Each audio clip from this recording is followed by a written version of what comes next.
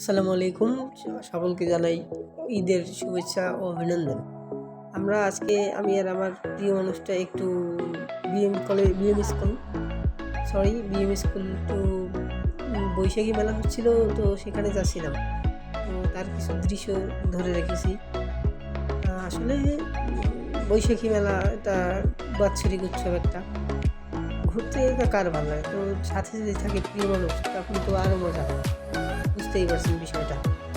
মানে যাওয়ার সময় কিছু ছোট্টখাটো মুহূর্তগুলো আপনাদের মাঝে তুলে ধরছি।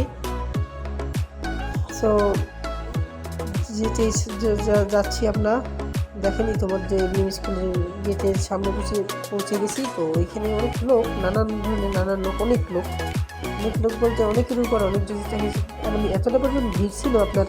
দেখেন আমরা সামনে হাঁটতেছি, তো আমাদের দেখায় যে আমরা আসি এখনো। এই যে গেটের সামনে দেখেন, গেটের সামনে এরকমের দৌড়াদৌড়ি পাল্লাপাল্লি। এই পাশে আবার র্যাবের গাড়িও আছে। তো এই র্যাবের গাড়ি আমাদের নিরাপত্তার জন্য তারা ওখানে আসে। তো সামনে চলেন ভিতরে যাওয়া যাক। আসলে আমরা এখন গেট থেকে ভিতরে ঢুকবো। গেটের সামনে দেখছি নানান ধরনের ভিড়ের জন্য ভিডিওটা ঠিক মতো করতে পারিনি। ভিতরে দেখেন নানান এতটা পরিমাণ লোক যা বলার মতো না। বছরে একটা দিন পায় সবাই সবাই একটু বিএম স্কুল ঘুরতে আসে। প্রতিবার নেই, এবারও বিএম স্কুল প্রতিবারই আপনার মেলা চলে।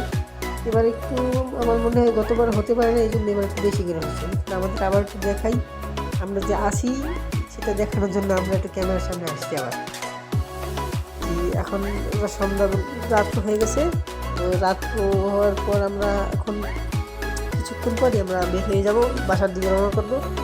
সো দেখেন রাত্রে ভিউটা, মানে এতটা রাত্র হয়ে গেছে, এখনও এতটা পরিমাণ লোক যা বলার মতো ছেলে।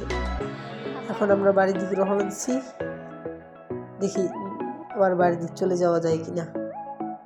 সবাই ভালো থাকুন, সুস্থ থাকুন, আল্লাহর উপর ভরসা রাখুন।